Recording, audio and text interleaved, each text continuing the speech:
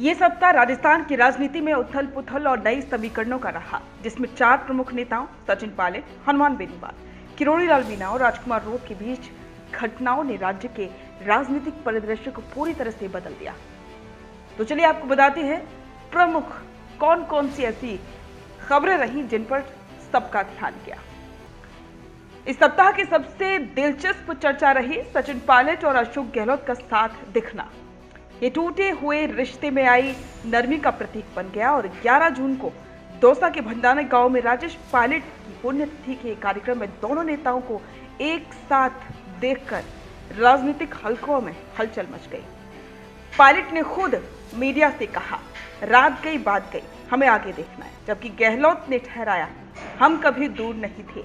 हालांकि कोई बयानबाजी नहीं की गई, लेकिन दोनों की मौजूदगी ने कांग्रेस में एक नई उम्मीद जगा दी। भले ही ये सिर्फ प्रतिभा प्रदर्शन रहा हो, ये संकेत भी दिया कि 2028 के विधानसभा चुनावों में प्रदेश कांग्रेस को इस नए राजनीतिक जोड़ तोड़ का पूरा प्रयोग करना होगा।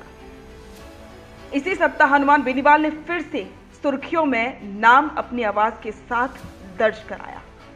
जयपुर में एजेंट्री और राज शासन की चपेट में एसआई भर्ती घोटाले के विरोध में उन्होंने युवा आक्रोश महारैली का आयोजन किया। उन्होंने आरपीएससी में भ्रष्टाचार और पेपर लीक की गंभीर शिकायत करते हुए एसआई भर्ती परीक्षा रद्द करने, सीबीआई जांच कराने और आरपीएससी अध्यक्ष को बुरी तरह लक्ष्य बनाकर कार्रवाई की मांग की। 23 मई को हाई छात्र आंदोलन और 29 मई को राज्यपाल से मुलाकात के बाद सरकार को बड़ा एक संदेश दिया। 10 जून को आरपीएससी के नए अध्यक्ष का भी आह्वान हुआ।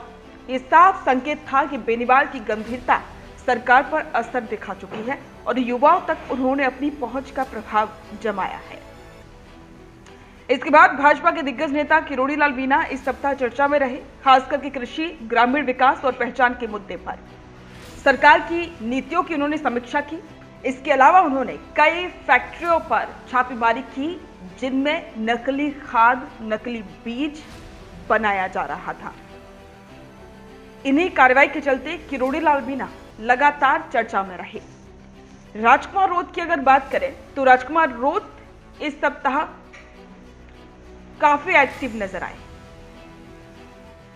राजकुमार रोत ने इस सप्ताह आदिवासियों के हक के लिए आवाज अपनी बुलंद की।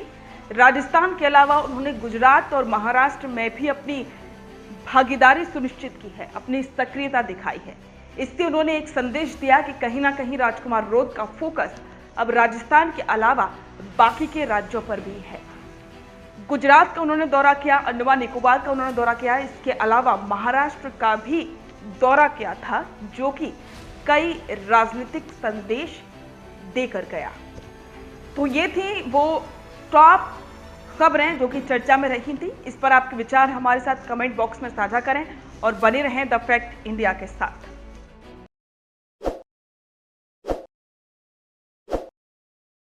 ताज़ा खबरों के लिए विजिट करें द फैक्ट इंडिया की वेबसाइट और डाउनलोड करें द फैक्ट इंडिया ऐप।